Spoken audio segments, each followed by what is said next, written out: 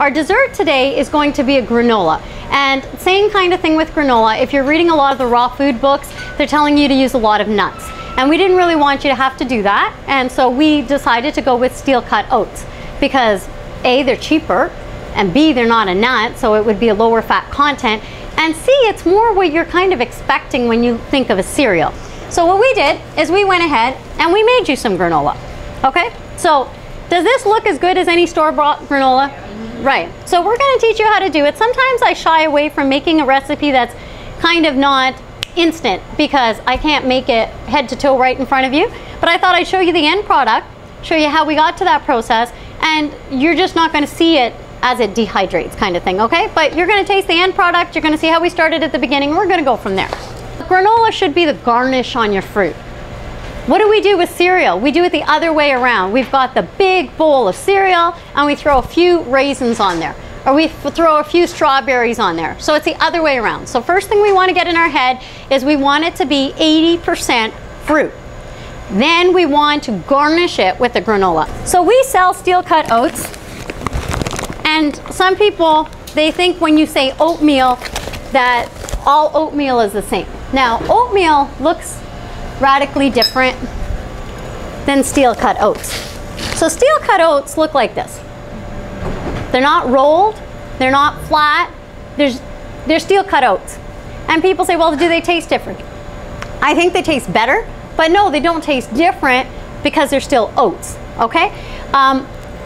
The problem is they take a lot longer to cook. So the reason why they cut them, that's why they're called steel cut oats, is they're trying to make it so that they'll cook faster, right? The rolled oats, what they do is they flatten them out so that it would take even less time. So what we do with these steel cut oats is we went ahead and we took 3 cups and we soaked them in water. Ideally 8 hours, minimum 4 hours, and we like to do them overnight because it's just soak and forget. So your water, and some people wonder about that. They think that the water is where all the nutrition is. So I'm going to pour it off so that I can show you what the water looked like. It's a little bit hard when it's high up like that. There we go. So this is what your steel cut oats look like. Okay? You don't have to rinse them. I do go through the sieve and you get that. And that's going to be your cereal base. Now what does the water look like? The water, okay? So it was just regular water and now it's like this milky substance. So because it's this milky substance, for some reason, people feel an inclination to preserve the water because they feel that all the nutrition is in the water. That's not true, okay? It's just like when you boil pasta, all the starch, you know, some of it goes into the water. It looks kind of like this. Throw it away. So please, guys, don't use this for anything else. Just get rid of it, okay? This was the stuff that released from the grains that we don't want, or released from the nuts that you don't want, okay?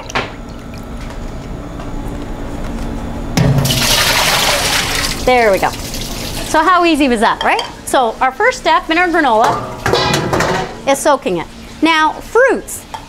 So remember how I said fruit is important? Well, even in granola, we want you to sneak in fruits. And sometimes we want to sneak in tropical fruits. And so I always think that tropical fruits are a great thing in granola. This is dried mango. So I love my food processor, okay? This makes it so easy. We just toss in your dried mangoes. I do kind of separate it a little bit. And for 3 cups of steel cut oats, I would suggest 1 cup of dried fruit. Okay.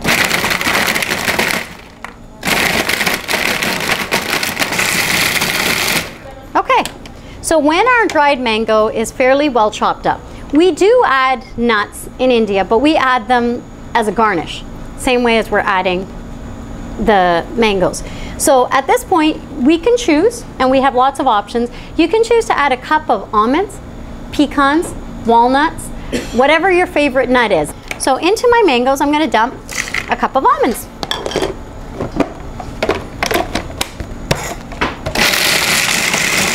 So we like to add 1 cup, and we use chocolate covered cacao nibs. If you were using just regular cacao nibs, I'd probably go with a half a cup, but I'm gonna go with 1 cup. And our chocolate covered cacao nibs are made with coconut palm sugar. That's what's covering them in terms of making the chocolate sweet. So there's nothing wrong with that. So here we go. Okay. So we ended up with 3 cups, if we remember. exactly 3 cups of our other ingredients and 3 cups of steel cut oats. So it was half and half, right? So we've now doubled how far this recipe is going to stretch. And now we mix it around with our hands like this. Okay. What we're gonna do is we're gonna put in a pinch of salt. So we're gonna go with like not even an 1/8 of a teaspoon, okay? So just sprinkle it and you're done. In this particular recipe, I would use a liquid sugar. The reason why I want to use a liquid sugar is I want something to bind this together. I do like to use honey in this particular thing. I think that honey is a superfood. You know, local raw honey helps you boost your immune system, and unless you're diabetic, there's no reason not to use it. You use less honey too, so instead of using 1.5 cups, we're going to use 1 cup, okay? And we're going to pour it in there. So we've got our 1 cup of honey, and we're going to blend it around. So now I'm going to show you the color. Doesn't this look like that? Okay, so when I dehydrate this bowl, it's going to end up looking like that granola. Okay? So what we do, I'm going to assume that you guys either have baking trays because you have a regular oven. I'm not encouraging you in this class that you have to go out and buy a whole bunch of raw food things. No. So if you have a baking tray, I would not cover it with saran wrap. What I would do is I would use coconut oil. Okay, use a bit of coconut oil and dust the bottom of your baking tray. And if you've got a dehydrator, then I would suggest that you wrap your mesh screen with saran wrap. Okay, and the reason why we're wrapping it with saran wrap is we don't want the granola to get stuck in the mesh screen. I don't know if you guys have done that, but I've done that, and it's really messy to try to get it out. So we saran wrap it beforehand. You literally can scoop it out like this, and then you'll be able to see too like how big or small a tray it makes. So do you see what I'm doing? I'm just using a spatula and I'm just spreading it out. And the quantities that we just gave you will make 1 full tray. Okay, so that's what it looks like. And we're going to bake it. If you were going to dehydrate this, I would tell you to set it at 145 for the first 2 hours. Okay? And then after 2 hours, I would tell you to turn it down to 115.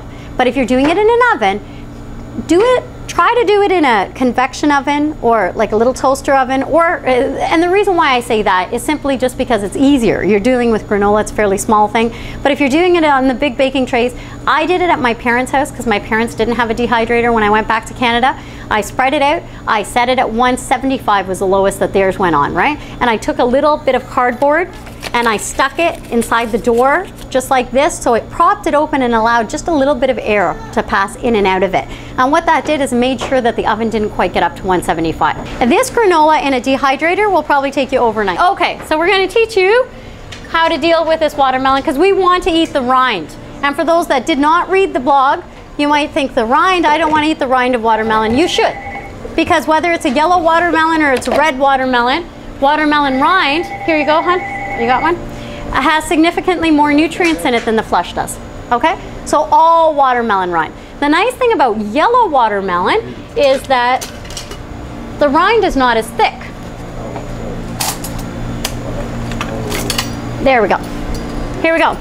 So we have our xylus. I like to wash my watermelon first.